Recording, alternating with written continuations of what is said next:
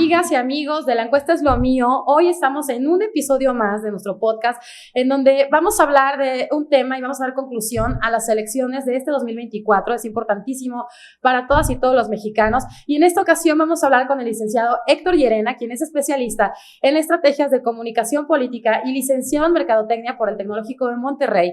También es profesor en el ITAM y la UNAM y la UAM y también cuenta con más de 15 años de experiencia en el diseño, desarrollo de estrategias y campañas de posicionamiento para gobiernos, partidos políticos e instituciones. Estoy muy contenta de que estés aquí otra vez con nosotros, Héctor. Muchas gracias. ¿Cómo estás, Ana Laura? Muy bien, pues ya estamos en la recta final de estas campañas. Estamos a menos de una semana que ya salgamos todos a votar y pues quisimos hacer este recuento de qué ha pasado en estas elecciones. ¿Cómo has visto tú que ha sucedido esta jornada electoral?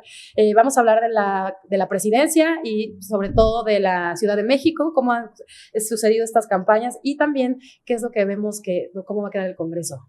Héctor, ¿qué opinas para empezar en general cómo se vivió este proceso electoral? Fíjate que yo creo, bueno, estamos por terminar las primeras campañas presidenciales después de 2018. En donde yo creo que cambiaron todos nuestros parámetros de la política, de la vida pública en México. Yo creo que eso marcó mucho el tono de las campañas y cómo se dieron. Yo creo que primero el hecho de que hoy tenemos compitiendo a personajes que, si bien han sido visibles, ¿sí? Pues dos de ellos no tienen mucha experiencia a nivel como para hacer una campaña nacional y que surgieron en realidad a partir de circunstancias muy específicas. Me refiero a Xóchitl Gálvez y me refiero a Jorge Maínez en este caso, porque Claudia Sheinbaum, bueno, tenía ya la experiencia como jefa de gobierno, pero tampoco tenían tanta experiencia previa, ¿no? Claro. Fue antes secretaria en el gobierno de Andrés Manuel López Obrador, pero nada más. Sí, antes teníamos a personajes con mucha más experiencia, mucha más trayectoria, más o menos incluso ya cantados desde hacía tiempo, y salvo Claudia Sheinbaum, pues Xóchitl Gálvez surge de una coyuntura, Jorge Álvarez Baínez surge como emergente, más todavía, ¿no? Más todavía, claro. ¿No? Es el cedillo de Movimiento Ciudadano. ¿Te acuerdas que iba a ser Samuel García y siempre no? Sí. Y lo retacharon y después salió Maínez, ¿no? Sí, igual Xóchitl, que de repente emerge a la opinión pública. Entonces yo creo que esto marcó mucho el tipo de campañas que tuvimos. Esta es la primera época en donde tenemos un presidente tan presente, tan metido incluso, hasta violando la ley en muchas ocasiones, el INE señalándolo, pero bueno, la ley no le permite castigarlo más allá. Sí, se habla de 40 y tantas quejas que hay con respecto al presidente que ha metido la oposición, y creo que todo esto lo marca mucho, ¿sí? Una oposición que desde mi punto de vista en 5 años, en 6 años no ha sabido leer lo que pasó hace 6. ¿Sí? En el 2018. Creo que va a ser una lección muy importante en este caso, ¿no? Con sus buenas y sus malas al respecto. Y un partido oficial muy fuerte, avanzando con mucha fuerza, con una estabilidad impresionante, su percepción, todo lo que marcan las encuestas al respecto de su intención de voto, pues muy interesante y refrendando lo que yo personalmente creo que es la 4T es un fenómeno comunicacional, y qué otra cosa compone una campaña que comunicación. Claro. Oye, Héctor, y en este sentido que tú decías, pues que tenemos una figura presidencial muy fuerte y que Morena es un fenómeno comunicacional como partido, ¿tú consideras que estas campañas fueron competitivas o no? Te lo pregunto porque nosotros en Grupo Impacto medimos esta elección desde las corcholatas, ¿te acuerdas? Claro. ¿No? Y bueno, siempre estas precandidaturas donde se veía quién iba a ser el candidato de los partidos y después ya se hizo el frente, etcétera. Y yo la verdad es que siempre lo digo, desde que yo me he estado midiendo, que es todo el año pasado casi, la diferencia de Morena como partido contra los partidos de la oposición siempre ha sido muy grande, ¿no? Hablo de Morena como marca. Ya ahora con las candidatas desde el inicio de la campaña hasta ahora, te lo pregunto porque se llegó a decir en ciertos momentos que la elección estaba muy competida o que está muy competida ya hacia el final. ¿Tú qué consideras? ¿Fueron campañas competitivas? También he oído decir que estaban aburridas las campañas. ¿Tú qué piensas? Pues bueno, a ver, yo creo que seguramente, yo concuerdo, estuvieron aburridas porque creo que, por ejemplo, el partido oficial se dedicó a mantener su ventaja. Claro. ¿No? Y pero eso estratégicamente es correcto, ¿no? A mí estratégicamente me parece correcto. Ok. Sí, yo creo que eso es lo que tenían que hacer. Han hecho lo que tienen que hacer. Una campaña que no se mueva mucho, que no se vaya a muchos lados. Es claro que la gente lo que quiere es una continuidad, ¿no? Sus seguidores lo que quieren es una continuidad. ¿Y qué ha hecho la candidata? Pues mostrarse como la continuadora. Punto. Eso es lo que tenía que hacer. El segundo piso de la cuarta transformación, ¿no? Lo vimos muchísimo en estas campañas. Punto. No sé cómo vaya a ser como presidenta, pero como candidata, lo único que dijo es: yo voy a hacer lo mismo que él, ¿no? Que López Obrador. Claro. ¿No? Porque la gente lo que quiere es la continuidad del López Obradorismo, no quiere un claudismo, ¿no? Entonces ella se ha dedicado a lo que tenía que hacer. ¿Sí? Yo voy a hacer lo mismo que él. Y la oposición, bueno, yo creo que cayó en la trampa de la polarización, ¿no? Con la polarización yo creo que se formaron dos grandes burbujas de público en donde entre ellos se hablan, entre ellos se comunican, entre ellos, pero son dos burbujas que no se conectan. Claro. ¿Sí? Cada una de ellas se dedicó a hablarle a su burbuja. Y creo que el reto de Xóchitl Gálvez era salir de esa burbuja y nunca lo hizo. Siempre se dedicó a hablarle a sus mismos adeptos, a los mismos que están contra el López Obradorismo, y no salió de ahí. Eso tú me lo has dicho, pues estratégicamente creo que ha sido un error o una falta. ¿Y crees que hubiera cambiado la campaña si le hubiera hablado a otros segmentos de la población? Sí, claro, yo creo que tenían todo para poder hacer una campaña que llegara a más personas, pero ahí tenían que desligarse de esta campaña enojada, de esta campaña solo de críticas, ¿no? Fundamentalmente de críticas contra López Obrador. Sí. Desde que ganó el presidente, vemos esto que no nos sucedía antes, o bueno, yo no lo recuerdo, esta polarización que él mismo marcó, tan marcada, valga la redundancia, de fifís, chairos, etcétera. Y yo creo que ellos siguieron el mismo juego del presidente, ¿no? Y hasta la fecha es así. ¿Tú crees que desmarcarse de todo eso es lo que generó que Maínez, pues ahora era alguien desconocido para nosotros hasta hace 6 meses y ahora pues lo vemos como un buen candidato? Pues mira, a ver, dicen que tiene un acuerdo con Morena, no lo sé, ¿no? Puede que sí. Si yo fuera el presidente, yo no hacía un acuerdo con MC. ¿Por qué? Porque MC de todas maneras tenía que haber hecho la campaña que está haciendo. ¿Para qué hago un acuerdo que me va a costar posiciones, dinero o algún tipo de prebenda? Si de todas maneras en los estudios se ve que el público de MC es el mismo de la coalición opositora. Claro. Entonces, pues, tampoco nos extrañemos de que él se está dedicando a pegarle a la candidata de la oposición, ¿no? Claro. Pues puede que haya un acuerdo, no, pero si no hay un acuerdo, de todas maneras era una estrategia que tenía que hacer. Claro, sí. ¿No? Oye, y lo hemos platicado muchas veces. También tenemos un podcast que se llama Bit Político, que es para jóvenes, con chavos. Y ahí varias veces escuché a Majo y a Jesus que me decían, oye, es que Maínez es como que el que sí piensa en los jóvenes, ¿no? Y hablando de esto que se ha dicho tanto, que 10 millones de jóvenes son primeros votantes y que en total menores de 29 años que van a votar son 25 millones, ¿crees que la candidata Claudia Sheinbaum y Xóchitl Gálvez se les olvidó esto o sí lo abordaron bien, el tema de los jóvenes? O aparentemente para los chavos puede ser que Maínez fue como que el único que sí realmente propuso muchas veces y en los debates habló de temas que les interesan a los chavos. ¿Tú qué piensas? Fíjate que yo creo que es muy interesante. Acabo de ver un estudio que hizo la Universidad de Guadalajara al respecto del voto joven en ese aspecto. Y sí, parece que quien le intentó hablar, o por lo menos llegar, fue Maínez. A través de temas, a través de formatos, a través de las plataformas. Definitivamente quienes no supieron llegar, quienes no supieron abordar al público, fueron las dos candidatas. Sin embargo, está por verse si esto se va a traducir en votos para Maínez. Claro. ¿No? En clics sí se tradujo. pero hoy sabemos que un clic no es un voto. Claro.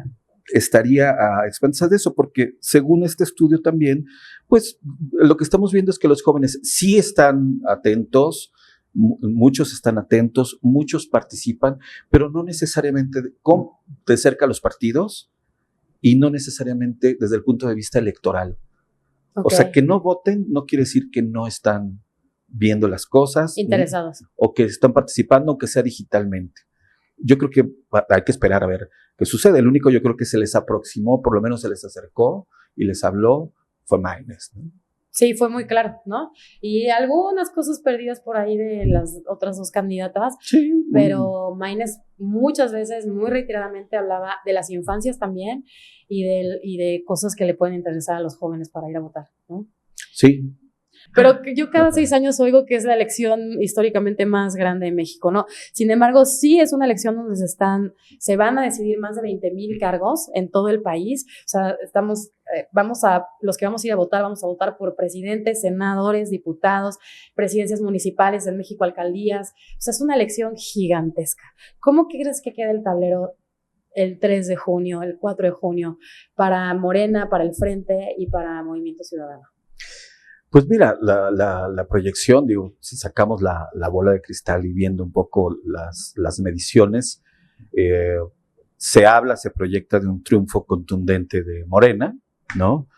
Vamos a ver, yo creo que el tema va a ser la diferencia de votos entre el primero y segundo lugar, ¿no? Ese va a ser ahí como lo que hay que estar fijándonos, ¿no? Y dos, el nivel del voto cruzado, que sabemos que en México es muy poco, ¿sí? Ver si en este caso alguno de los candidatos o la candidata de la oposición está logrando hacer algo con el voto cruzado. Yo no vi un gran esfuerzo en eso, pero a ver qué sucede con la gente, ¿no? En ese aspecto. Pero no veo que vaya a haber grandes sorpresas, ¿eh?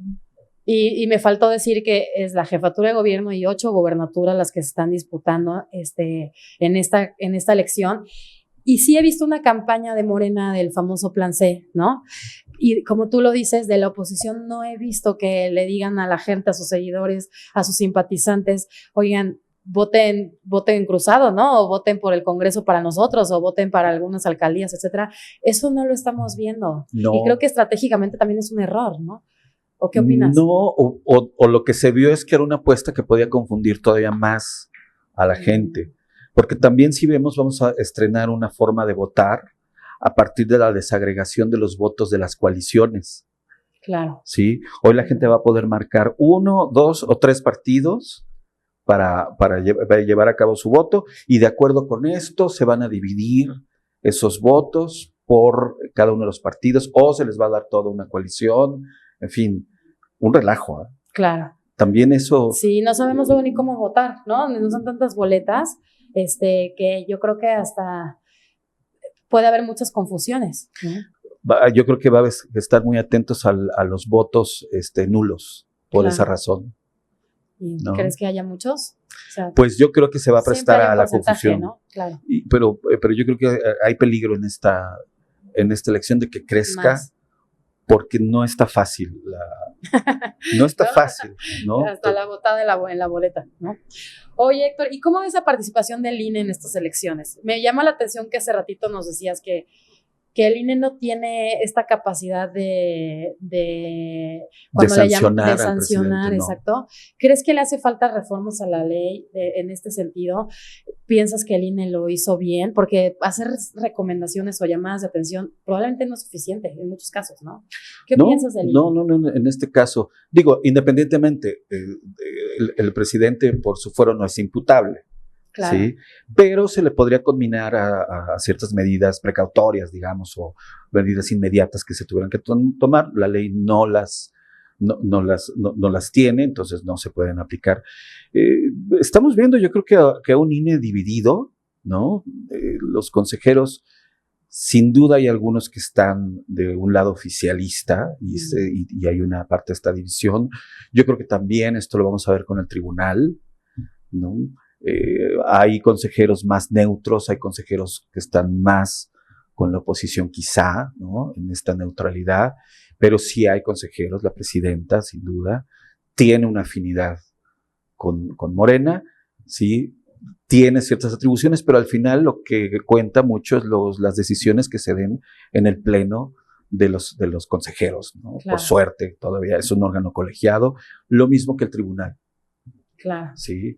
Y creo que debemos empezarnos a acostumbrar a eso, a esta parte, ¿sí? ¿De qué? Como en otros países. Los jueces en un momento dado tienen una tendencia, ¿sí? Los consejeros también tendrán alguna tendencia. Ahí lo que yo creo que cuenta mucho es el qué tanto se ciñen en la ley. Claro. ¿Sí? Nuestra ley es perfectible, sin duda, hay muchas cosas. Nuestra ley es muy sofisticada. Y el INE es relativamente nuevo, ¿no? El otro día estábamos viendo que tiene alrededor de 30 años como INE, antes IFE, etcétera. Pero bueno, no es, obviamente tiene mucho que perfeccionarse, ¿no? Pero sí creo que es que vivimos en un sistema presidencialista, ¿no? Entonces, siempre la figura del presidente ha sido muy fuerte. Y yo creo que por más recomendaciones que le hagan, pues no pasa nada, ¿no? Y ahora yo creo que tenemos una presidencia mucho más personalista. Claro. ¿No? Mucho más personalista. Que esto no lo habíamos vivido hace mucho tiempo. ¿Qué tan importante ahorita que hablas de la figura del presidente, ahora que muy probablemente, bueno, no lo quiero decir así, o sea, la verdad es que vamos a tener mujer presidenta? ¿Crees que cambien las cosas, el estilo de gobernar en la presidencia, o todavía no lo sabemos? Fíjate que no lo sé, yo creo que puede ser un enigma. Creo que Claudia Sheinbaum tiene cierta personalidad que no es la de él, pero al mismo tiempo, Claudia Sheinbaum no tiene el carisma, el arrastre que tiene el presidente. Vaya, lo tiene porque es la designada por el presidente, porque es la que el presidente ungió, digamos, como su heredera, ¿no? ¿Sabes qué? Creo que realmente todavía no la conocemos, ¿no? Yo creo que no, sí. Yo creo que ella va a mantener mucho el estilo del presidente al principio, precisamente por no tener este control político que tiene él, ¿no? Este carisma, este control del público también, y esta devoción que tiene la gente. O sea, quien diga que López Obrador no está en la boleta, sí, pues no está en la boleta, pero está en la mente de la gente. Claro, y está en Morena, ¿no? La gente ve Morena y al presidente. Sí. Yo creo que López Obrador va a ser una figura que, estando presente o no en la toma de decisiones, ¿no? No sabemos. Yo creo que sí lo va a estar, pero aunque no estuviera, va a ser una figura omnipresente un buen rato en la mente, en el imaginario de las personas. Claro. Es un personaje muy fuerte. Oye, Héctor, y en el tema de seguridad, quiero hablar porque bueno, se hablan de muchos temas, se hablaron de muchos temas en los debates. Las propuestas de las candidatas y el candidato tienen que ver con salud, economía, seguridad, educación, etcétera. Pero el tema de la seguridad, que me parece, bueno, en todas nuestras encuestas, siempre la seguridad sale, 80% de la gente se siente insegura, etcétera. ¿Oíste alguna propuesta que dijeras, esto está bien? Entiendo que, por ejemplo, la diferencia más grande entre la doctora Sheinbaum y entre Xóchitl Gálvez es que la doctora Sheinbaum sí piensa dejar a la Guardia Nacional y ella no. ¿Crees que esto cambie la forma en la que vamos a vivir la seguridad de los mexicanos? Fíjate que yo me acuerdo que desde hace mucho tiempo las propuestas de seguridad son las menos creíbles para la gente. Ay, qué triste, ¿no? O sea, es muy triste. De creer todas. Pero bueno, también vemos el estado de las cosas. Sí, claro. Y vemos cómo está el tema. La seguridad yo creo que es un tema muy complicado que en estos casos, en el tipo de política, en el tipo de gobierno que hacemos en México, se ha llevado a cabo de una manera poco responsable porque sabemos que está hecho esto de políticas públicas que llevan mucho tiempo para que den resultados.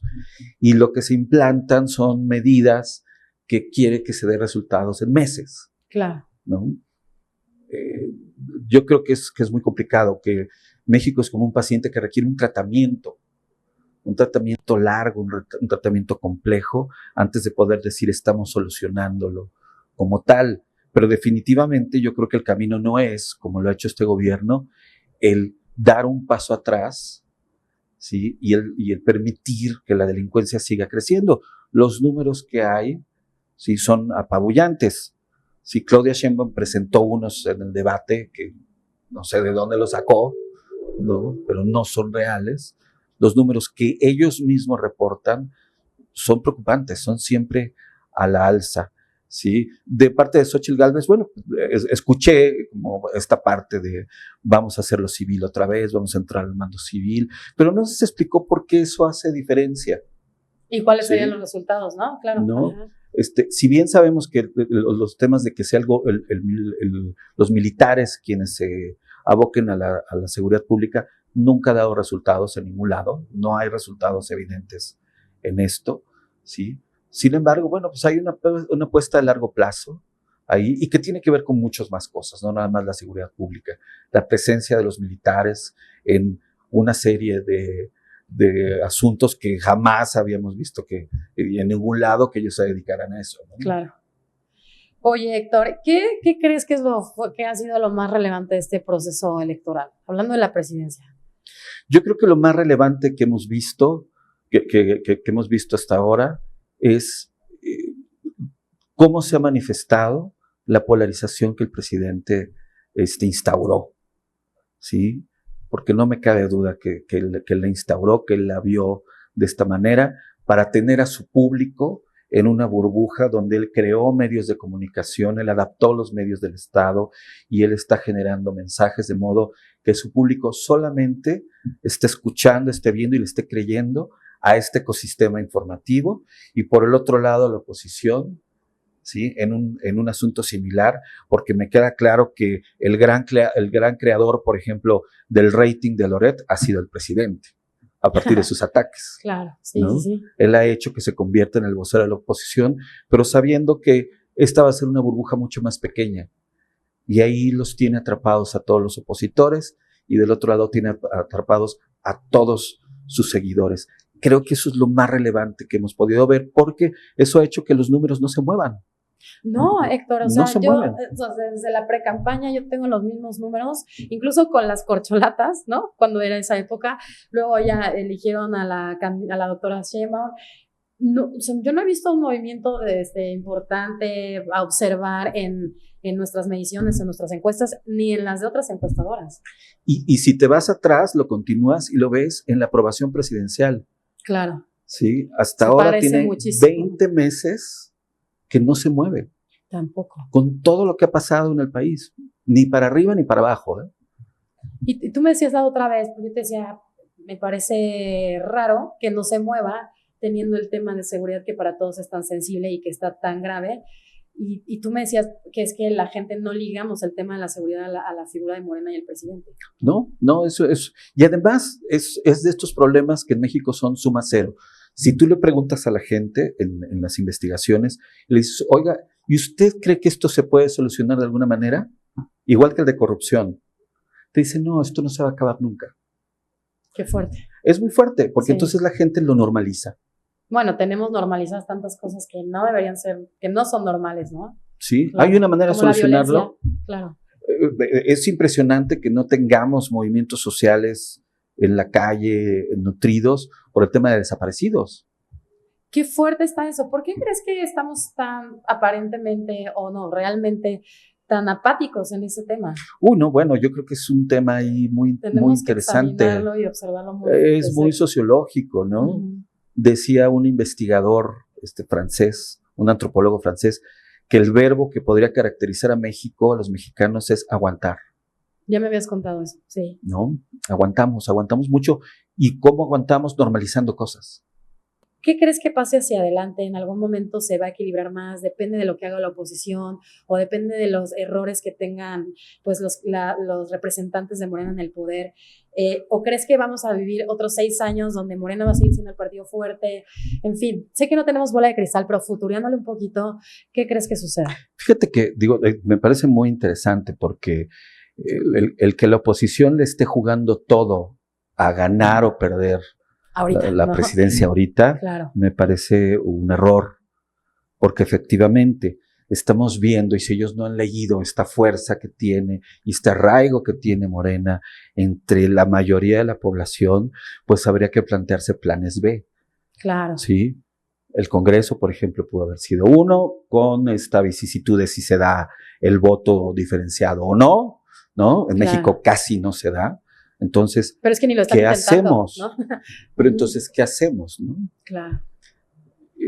A mí me parecería un error que el 2 de junio se terminara todos los esfuerzos de la oposición y que dijeran, ni modo, ya perdimos y se fueran a su casa. ¿Qué es lo que suelen hacer? ¿Sí? Hoy, por ejemplo, lo vimos el domingo antepasado, la marea rosa, ¿sí? Claro. Mucha gente realmente animada, realmente dispuesta, realmente metida en temas y en causas que habría que voltear a verlas, que el mismo partido oficial debería voltear a ver a esa población, ¿sí? Que es el 30 y tantos % de los votantes. Sí, La oposición debería continuar el trabajo a partir del siguiente día, como lo ha hecho López Obrador. Sí, nunca descansó. López Nunca. Obrador, al siguiente día de la elección, él seguía con el movimiento. ¿Te acuerdas ¿sí? cuando ya estaba en Reforma? O sea, no esperamos nada, nunca descansó. Yo creo que fue una estrategia casi teatral para que su movimiento no decayera. Exacto. ¿No? Y siguió todo el tiempo, digo, de repente con su, pero lo veíamos en una constante de trabajo, de causas, de situaciones. ¿sí? Sí. La oposición debería voltear a ver más a lo que ha hecho López Obrador y cómo ha continuado esto. No debería descansar, debería continuar, y porque hay mucha gente que está muy comprometida. Sí, bueno, lo vimos, ¿no? El Zócalo estaba a reventar. Me llamó la atención y lo platicamos que fue la marea rosa, ¿no? O sea, no ocuparon ningún color, ni bandera, ni del PRI, ni del PAN, ni del PRD. Incluso se decía que por qué, que hasta parecía del INE, ¿no? Sí, aunque a mí me pareció, o sea, ya que lo veías ahí, era un típico acto partidista. Claro. O sea, había candidatos que ellos apoyaban, ¿sí? Era un típico acto partidista que no era de partido, pero era un acto partidista, lo cual me parece válido. Claro, sí, ¿no? sí. Lo cual me parece muy válido. Pero sí me llama la atención esta parte que te digo de los colores, porque entiendo que lo que te decía, o sea, yo veo un PRI con un nivel de rechazo muy alto, que yo creo que también son factores que van incidiendo en la intención de voto y en por qué no creció como ojalá hubieran esperado que crecieran estas campañas, ¿no? Claro, yo creo que Xóchitl debió haber tenido una causa que estuviera más allá de los partidos. Claro. Donde a la gente no le importaban los partidos, ¿no? Lo hace López Obrador, lo ha hecho todo el tiempo. ¿Por qué nadie le castiga que tenga a priistas impresentables en sus equipos? Porque su causa está más allá de eso. ¿sí? Exactamente. ¿Qué importa que esté Bartlett? No pasa nada. Porque la causa por lo que estamos aquí todos, compañeros, va mucho más allá de eso. No importa. No es importante. A mí me impresiona, primero, los pobres, qué poderoso es, ¿no? Por ejemplo, estos eslogans que usan mucho la 4T, es poderosísimo, ¿no? Bueno, es que sigue además principios comunicacionales. O sea, me parece una causa muy importante, que nadie está en desacuerdo con eso y que obviamente lo escuchamos y nos gusta, independientemente de quién sea, como dices, Bartlett, etcétera, y de que sea Morena, todos estamos de acuerdo con eso, ¿no? Sigue principios comunicacionales, ¿no? Sí. Ahí hay uno que es, plantea, o sea, tu causa debe ser un tema universal, que nadie diga que no. la pueda objetar. Claro. Sí. La ciudad más sin miedo y todo esto, no me queda tan claro.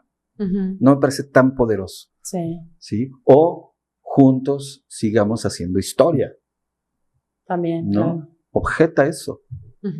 Di que no. Di que no. Sí. Y ahí lo vemos, muy poderosos hasta ahorita, ¿no? La comunicación es mi hipótesis, y lo he dicho con amigos de Morena, la 4T es un fenómeno comunicacional. Punto. Punto. Pero qué fenómeno, ¿no? Hacía muchos años que no veíamos algo así. Muy fuerte. Muchos años. Para que no andemos desdeñando la comunicación. Es que es solo comunicación. No es solo comunicación. No, que le dicen en las campañas al sobrino, tú hazte el eslogan, mijo, ¿no? O sea, pareciera que es algo, pues, muy fácil, como si X y 0 es lo más poderoso que hay. Es muy poderoso. Claro, tienes toda la razón. Ahí lo estamos viendo. ¿no? Ahí está, van a repetir. Ya por último te quiero decir nuestras últimas mediciones, ¿no? Estábamos platicando un poquito de las mediciones. Voy a hablar de la Ciudad de México, por ejemplo, donde tenemos a Clara Brugada de Morena con un 46% y a Santiago Taboada en segundo lugar del PAN PRI PRD con un 32%, ¿no? O sea, la diferencia es amplia. Te lo quiero preguntar desde el punto de vista de que si Clara Brugada, Morena, gana la Ciudad de México y la doctora Claudia Sheinbaum gana la presidencia del país, ¿esto es muy importante para la gobernabilidad o no? O sea, yo lo sé, pero me gustaría que se lo dijeras a la gente que nos ve y nos escucha. ¿Por qué es tan importante que se gane la Ciudad de México o que, por ejemplo, gobernara Santiago Taboada la Ciudad de México y la presidencia Claudia? ¿Esto qué incidencia tendría en nosotros? A ver, digo, de entrada, la Ciudad de México es el segundo territorio más poblado de México. Claro. ¿No? Después del Estado de México, es el segundo territorio, el segundo padrón. Aquí es donde residen los poderes. Aquí es donde se da gran parte de la vida económica también del país. Seguimos siendo un país muy centralista. Yo creo que en el caso de que ganara Clara Brugada, pues vamos a ver conviviendo ahí, en este caso con Morena, a dos grupos, vamos a ver su convivencia muy interesante. Como tú dices, el tema de la gobernabilidad, pues vamos a ver cómo se va a dar, porque también el grupo de Clara Brugada no es necesariamente tan afín al grupo de Claudia Sheinbaum. Claro. ¿No? Del grupo que está haciendo incluso, o de los que han venido con ella. Aquí nació el movimiento perredista, aquí nació el movimiento morenista. Y eso fue lo que ellos reclamaron para que no fuera candidato Omar García Harfuch, ¿no? Sí, o sea, incluso se ha hablado mucho de que hay divisiones, ¿no? Internas, pues tendrían que dejarlas atrás, ¿no?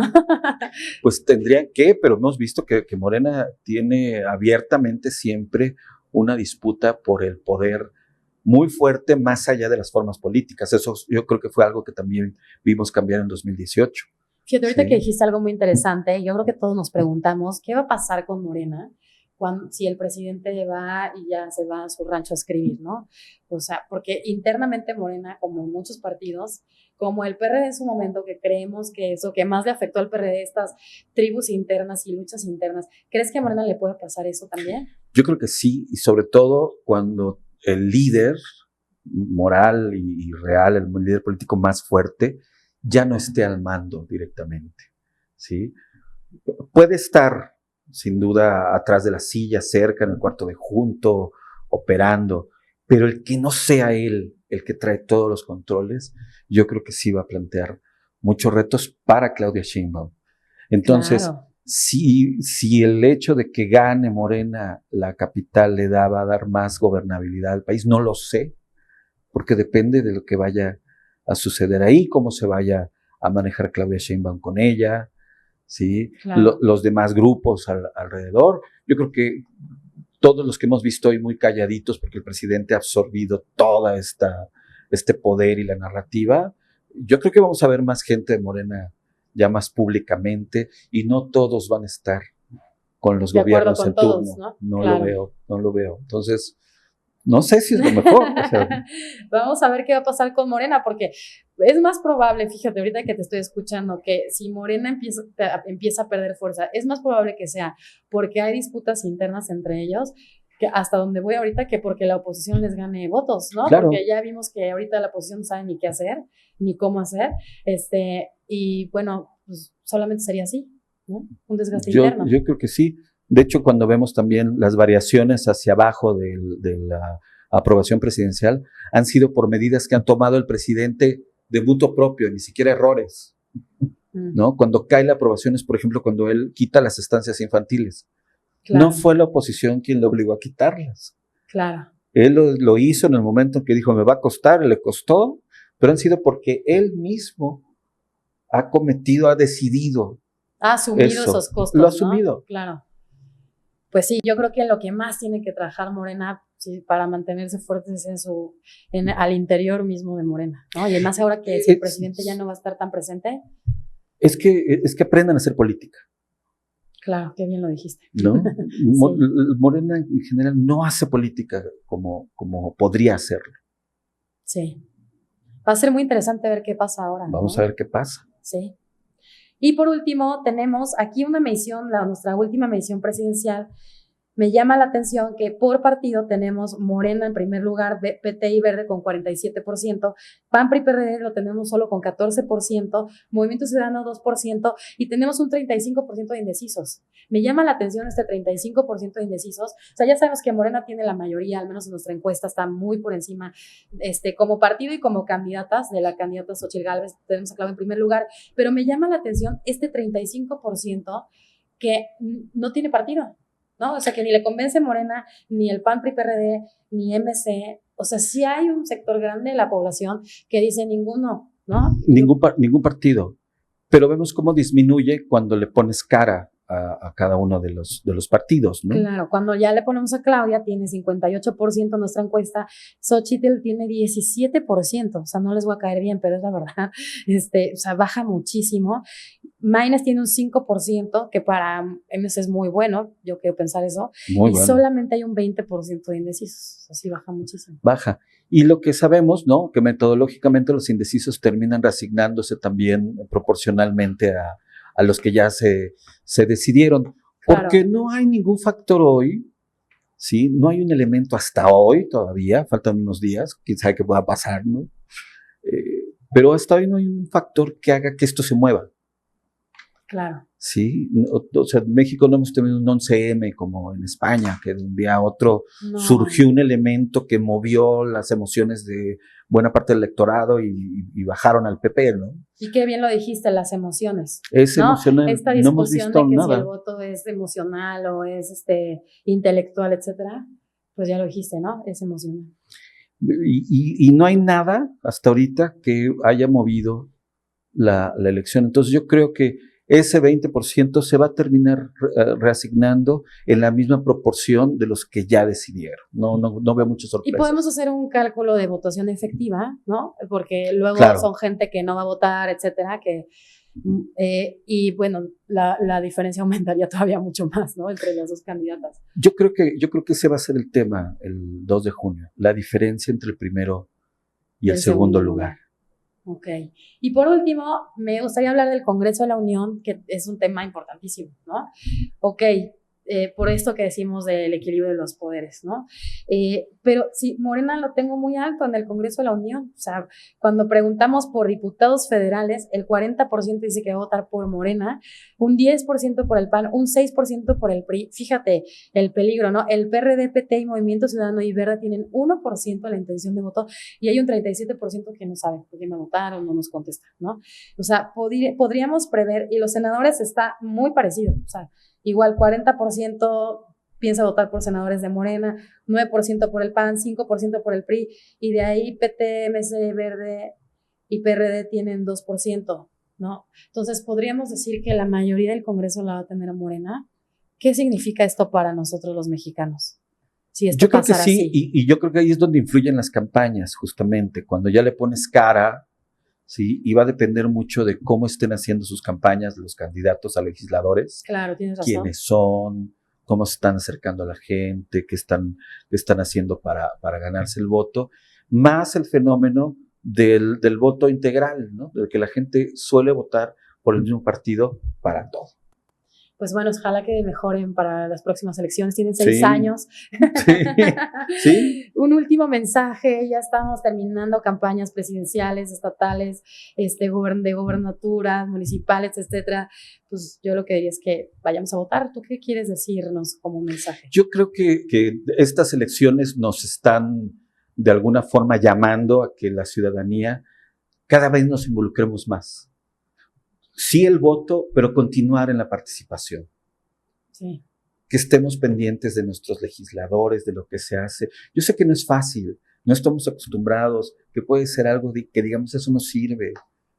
Pero cuando vemos cómo se empiezan a mover las cosas, vemos que sí tienen un impacto y que sí es importante estar ahí, sobre todo, ¿no? Y voltear a ver, por ejemplo, a los jóvenes que no son apáticos, simplemente andan en otras cosas. Y también no se les está hablando como se les debe hablar, ¿no? No, claro. ni estamos tocando sus temas. Exacto. ¿No? O sea, dejar la visión de adultos y empezar a integrarnos más. y participar, estar muy pendientes, porque si algo nos quejamos hoy de nuestra clase política es porque hemos dejado de estar atentos a ellos. Claro. No los hemos vigilado, no los hemos castigado, ¿sí? O premiado, ¿no? Los premiamos más que a veces que lo que se merecieran, ¿no? Claro. Pero hay que estar ahí.